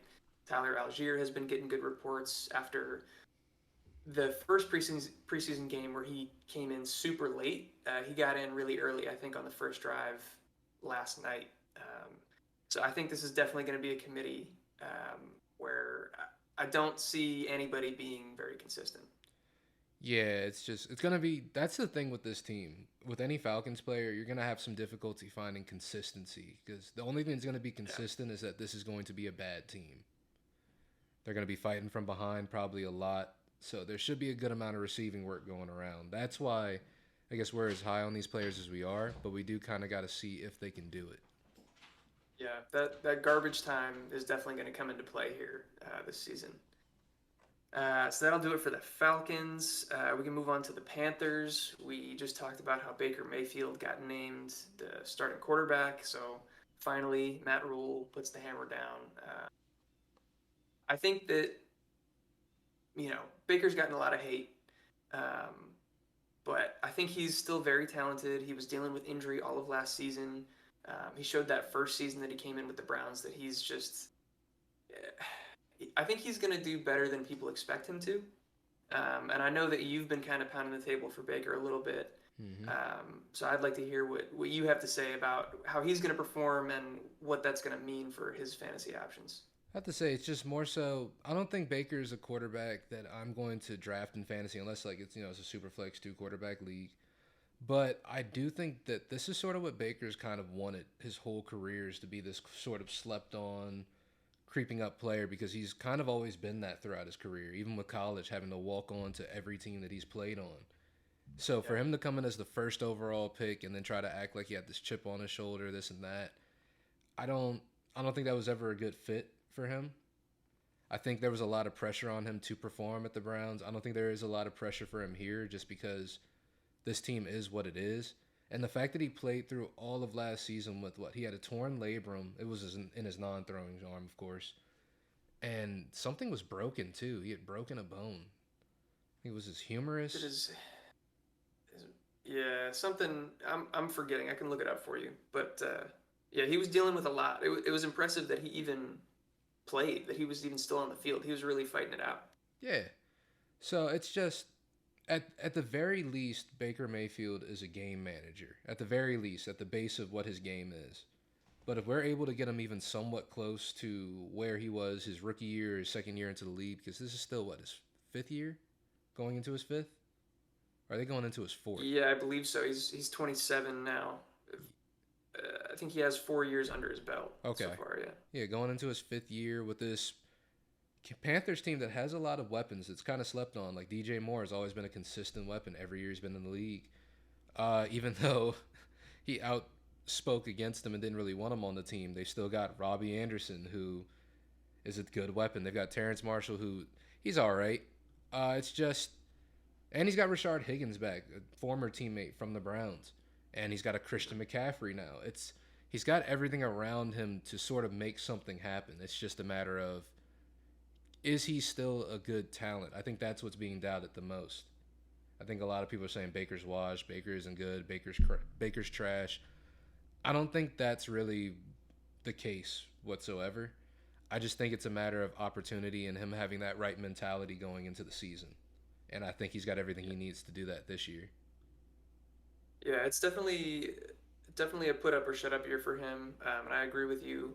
I think he's got the weapons now, and if he's healthy, this is his time to shine. I did look it up. So he had the labrum tear. He was also dealing with a knee sprain um, last season as well. So he was hampered in more ways than one. You brought up some of the other weapons that he has at his disposal. We got Christian McCaffrey, who to us is the clear 101 in fantasy drafts. There's not much explanation needed. He's just an incredible weapon, crazy receiver. Another guy, we talked about DeAndre Swift wanting to put up 1,000. Christian McCaffrey's already done that. And so I could see him pushing those numbers again. He's going to get a ton of targets. The team has already come out and said that, they want to keep him fresh. He might not get like a ridiculous amount of snaps, but they also know what they have in him and know that he's the focal point of this offense, so they're going to use him and use him aggressively. So I'm not worried about a reduction in opportunity. I'm not worried about him from an injury perspective. I think he's going to be totally fine. So he's my clear 101. If you are worried about it, I would still take him. And then you got a guy like Deonta Foreman as his handcuff. Chuba Hubbard filled that role last year and just did not look I was very about good. to say, So did he fill that role last year? they put him there and he did just about nothing. Yeah. So yeah, that was a rough look for Chuba. But they bring in Deontay Foreman, who looked good, filling in for Derrick Henry last year on the Titans. Obviously, not even close to what Christian McCaffrey is. Not similar players at all. But if he were to go down, I think Deontay Foreman would be in for a fairly sizable role there in that backfield. As a rusher, he was decent last year when he came in for Derrick Henry as well. So it was Yeah, just, yeah, Donta Foreman still got gas in the tank. yeah. And then DJ Moore, fantasy Twitter darling, somebody that people have wanted to see a breakout from him for years and years. He's consistently putting up the yards. He's getting targeted pretty heavily. He's got the target share. He's just not finding the end zone. I'm hoping that with a quarterback upgrade that can change. He's definitely somebody that I have my eye on, but because of all that Twitter hype, it seems like his ADP is getting higher and higher. I'm not sure that I'm in on him at the price tag. Let me look up where his ADP is at right now. This will load. He's going as wide receiver 15. It's not a bad price. I think that's probably fair. I don't know that he's necessarily a target there. He's going just after guys like Michael Pittman and Jalen Waddle, just before guys like Deontay Johnson, Terry McLaurin, Mike Williams. We'll talk about it tomorrow, or at least when we record tomorrow in the wide receiver rankings video. Some of those guys below him, I probably want over him, but I think wide receiver 15 is probably fair for him there. Absolutely. It's DJ Moore has been one of the more slept on fantasy options, but it's just because he's had really, really bad quarterback play. So it's Yeah, just that Baker, like I said, the Baker even returns to somewhat of the form he had, not even last year, but the year before last, where he was throwing one of the best deep balls in the game. DJ Moore, known deep ball threat. Same with Robbie Anderson. It's just going to be, yeah, hopefully just better. Hopefully better for yeah, DJ Moore. I'm thinking Baker Mayfield is a, I'm not going to say he's a gigantic, huge upgrade over Sam Darnold, but he is an upgrade from Sam Darnold. And he's an yeah, upgrade from the ghost of Cam Newton that they've had also. So yeah. DJ Moore is primed to have a good season. He's at the wide receiver 15. I think he's going to end better than that. But it just all, stands to be seen. Yeah, also, he's so good after the catch, and I feel like they've never really used him enough in that kind of role. Like, he could be like Debo light, or maybe not even light. He's got that yak god potential in him, and they've shown with his average depth of target and the way that they've used him that they don't want to give him those opportunities. It's weird. He's constantly on the outside. They never get him the slot opportunities. He's rarely used on screens. I don't necessarily trust that this coaching staff is going to start to utilize him in a more effective manner. But if they do, then I would really, really like the potential fantasy outcomes for DJ Moore. Yeah. Um, we touched on Robbie Anderson, Terrace Marshall, Rashad Higgins. Don't really want a piece of any of them. Robbie Anderson maybe is, especially in like best ball. I think that he could probably have some deep receptions, some touchdown weeks, but I don't know that I'd be comfortable starting him myself in like a managed league. Terrace Marshall was a guy that people were high on coming out of college, and he had pretty much a total zero last year, so I'm kind of out on him. There's not too much more to talk about here, even at the tight end position. Ian Thomas has been there for a long time. Tommy Trimble had a couple games of relevance last year, but really it's a funnel. It's Christian McCaffrey, it's DJ Moore, and that's just about it. I have to say, and Baker Mayfield also not known to be a huge thrower to tight ends. So it's just Ian Thomas is always a guy that people talk about as he's going to have a breakout year. He's this and that. He's a great prospect, but it's just Panthers don't use him correctly. So it's Yeah. I wouldn't worry about either of those two. But we're about to get on to the main event. You love yourself some Saints. You love some Jameis Winston. Let's hear it. We are going on to the main event. We've got these Saints.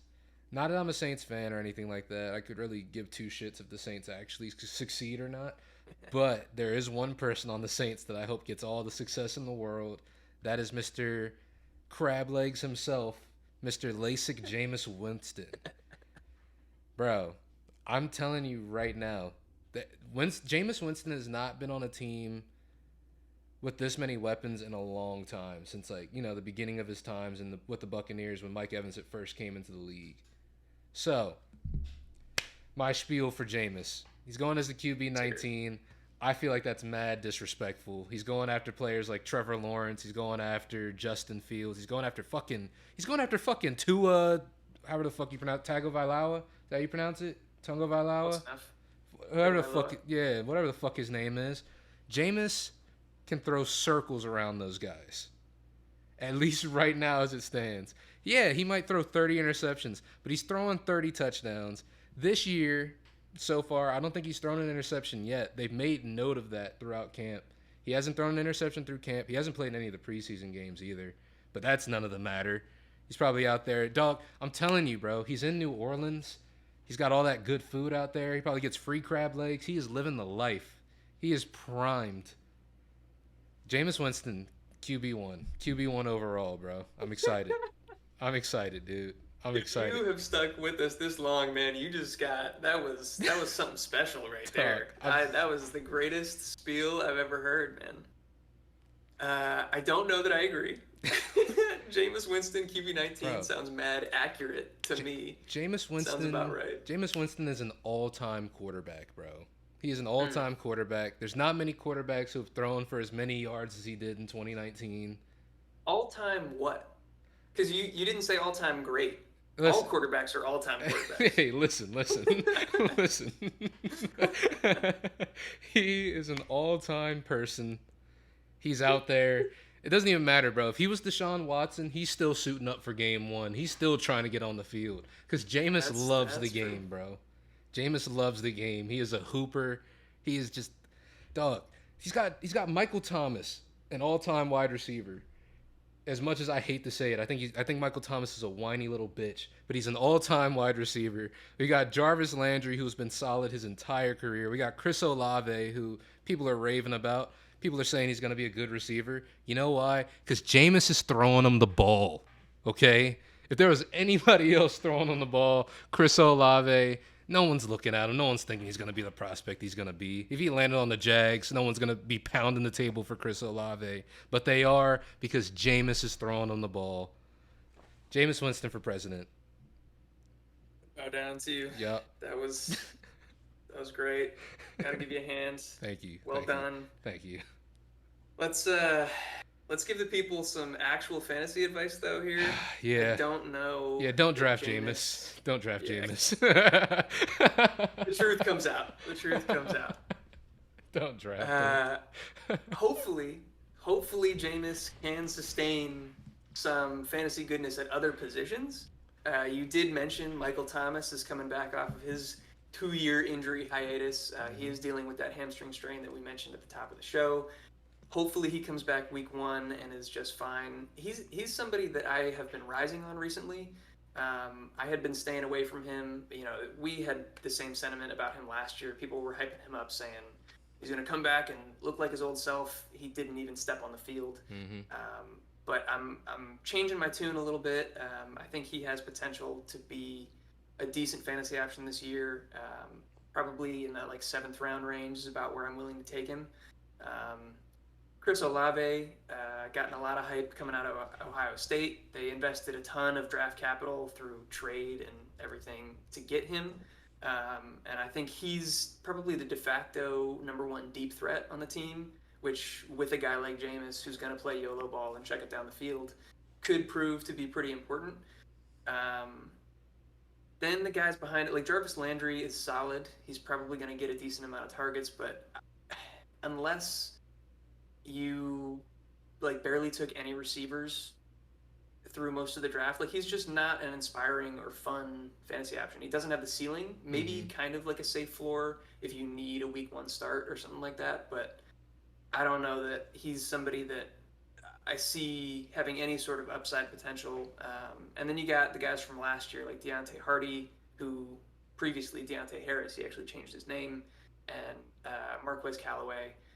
That's actually funny. I I was looking at this list. I was wondering who the fuck Deontay Hardy is, but that's Deontay yeah, Harris. Why did he change his name? I want to say it was his stepdad's last name or something like that, and he just Ah, wanted to show show respect to him. respect. I like that. Yeah, That's cool. yeah.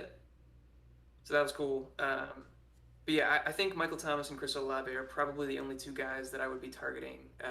Out of this wide receiver group, Thomas probably in the seventh round. Olave's going a little bit later in that like ninth, 10th round range.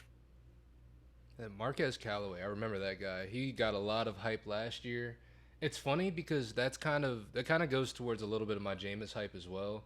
Jameis was going into a season last year where Marquez Callaway, who is currently listed as our fifth wide receiver in this list, was being touted as, oh, he might be the guy in New Orleans. You know? So that was what Jameis was working with last year as True. his number That's one true. receiver. So that's why I do have as much optimism as I do about Jameis. I love him as a player. I think he's a jackass, but at the end of the day, he is in a better situation. It's just a matter of what he can make out of that situation or if he's just going to blow it all away. But I think the Saints have done a good job of trying to rein him in. They've done a good job of trying to build stuff around him. They've got Michael Thomas back. When I even built stuff around him, they already had Michael Thomas. They already had Alvin Kamara. Mark Ingram's come back. It's just a matter of how they can fit him into this scheme, and they've got all of these targets. I think they've got a good thing going with this offense at least. And then Yeah, yeah, yeah. I think potential is there. We'll see with such like a drastic switch from historically what they've had in Drew Brees to Jameis Winston, what this offense can be. But so yeah, we can talk about this running back group as well. Alvin Kamara, we talked about him earlier. He's probably not going to have that same target volume that he's had in years past. You know, he's been like an 80 reception guy for a lot of his career. Targets went drastically down last year into the 60s, I believe. I'm hoping that he still gets targeted a decent amount, but I'm a little bit worried about that regard. He's definitely going to get a lot of volume on the ground, and he's just as talented as he's always been. So, very versatile weapon, a guy that I'm probably taking you know, early second round, mid second round in fantasy drafts this year. yeah, definitely agree with that. Alvin Kamara is just he is the talent that he is. His receiving's come down because that's just not the quarterback that Jameis really is. It's not the quarterback who Taysom Hill was either when they had been playing Taysom Hill last year. It's just as a rusher, he still has elite upside. It's just if the team can scheme for it correctly. And then behind him, we've got the ghost of Mark Ingram, who is, essentially just there. He's a veteran on the team. He's familiar with the team and the system. He's just kind of there to fill in if something happens to Alvin Kamara. Maybe even get some, late rushes just to preserve Alvin Kamara. Is essentially why he's there. I don't expect him to do anything of note unless Kamara goes down, and even then, still not great. We saw that last year with the times that he played when Alvin Kamara was down, and he had one or two good games. Other than that, he was pretty pedestrian. So Um, and another thing I forgot to mention, Alvin Kamara's touchdown luck last year was just not there. He yeah, only had four rushing touchdowns, five receiving touchdowns. He's always been a touchdown scorer. That's kind of been his bread and butter because he's never gotten a ton of rushing work. He's just been super efficient. But the fact that he was able to, I think he was like last among the group of top 15 running backs in touchdowns, like touchdown rate over expected, or whatever it is. Basically, in situations where he was expected to score, he didn't due to circumstances around him at an unprecedented rate. And so I expect that number to jump up quite a bit. And he still finished as the RB9 last year with only 13 games and, a much lower touchdown rate than he's used to. So he could certainly jump back up, maybe even into the top 5. We'll see. Say going last year, he also had the third most touches per game as well. I think it was like 22 touches per game. Yeah. So it's just, yeah, he's gonna be a big factor into this team. It's just a matter of how they're gonna use him. And like you said, he's a touchdown guy. He currently has, is he tied? He's tied for the record for most rushing touchdowns in a single game, right? Or Yeah. does yeah, With 6, right? yeah, it was That ridiculous. Christmas Day game. Yeah, that was nuts. Absolutely ridiculous. Yeah, and then the only position group that we haven't touched on is the tight ends. Been trying to avoid it because I don't think that there's much there. Adam Troutman was a guy that some people on Twitter were trying to hype up as a good fantasy tight end. When he got drafted, he hasn't shown to really be anything. I guess he did miss almost a full season with injury, I think last year. But even in the time that he's had, he hasn't looked super special. Taysom Hill has been reconverted to tight end. They've shown in the preseason they want to use him kind of creatively, but not consistently. He's not a guy that I'm drafting, nor is Adam Troutman. I don't think that's any surprise. But yeah, I think that this is also probably a fairly good target funnel group with Alvin Kamara, Michael Thomas, and Chris Olave. And the options outside of that are just going to be fighting for scraps. Yeah, I 100% agree. Like, I wouldn't. Taysom Hill is one of those guys who's a great, not even a great, he's a good football player. But that's only because of the way he's used, and it doesn't usually yield great fantasy prospects. Only time I've ever really gotten any real use out of Taysom Hill was when I started him at tight end when he was a starting quarterback. As a quarterback, Yeah, that's about the only time I've ever gotten good usage out of Taysom Hill. And now that those days are over, it's just you don't really need him. You know, he's not somebody I'm looking at. Adam Troutman, I always forget he exists. That's how much he hasn't really done too much with his team. Yeah. Stuff could change going into this year, but I definitely wouldn't count on it. This is the first year that we're watching the Saints team without Sean Payton, right? I was going to bring that up specifically for Taysom Hill because it seemed like Sean Payton had a special spot in his heart for Taysom Hill and wanted to use him a lot. And now that he's gone, I wonder how much that's going to impact his usage. Yeah, I think a lot of the cute shit, the days of the cute Taysom Hill show is probably over at this point. Yeah. But Yep. So I think that will wrap us up. We have gotten through every division, every team. Thank you for sticking with us. Thank you for watching. I hope you got something good out of this. If you did, please give us a like. Please subscribe. Check us out on socials. We're out on Twitter. Like I said, follow the people that I follow on Twitter if you want to be in the know.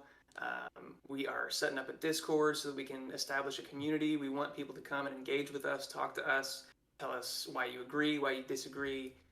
We just want to hear from you. So come comment on the video, come hang out in the Discord, whatever you guys want to do. We appreciate you sticking with us. We do have the wide receiver rankings video coming out later this week. I'm really excited for that one. It's another one that I hope we have some disagreements on so we can kind of go back and forth with each other. But you got anything else for us, Will? nah, man. Other than that, man, make sure y'all subscribe to the channel, be a part of this, man, because we're having a great time out here. I feel like we're giving some good information as well. And I am excited for more of the short form content that we're going to be making for you all too. I think you're going to enjoy that. Still got to iron out some of the details, but with that being said, it's not going to cause any type of delays. Stuff's still going to be coming out on time. I'm just excited, man. This is just, it feels like the end of a journey, but also the start of a new one because we're finally getting into the season. So just a lot of stuff to be excited about coming up. Yep. Football's almost back, baby. Hell yeah. Can't wait for it. So thank you for sticking with us. I know these have been long videos, but again, I hope you got something good out of it. We will catch you later on this week in the wide receiver rankings video. Have a good rest of your week, and peace out. Peace.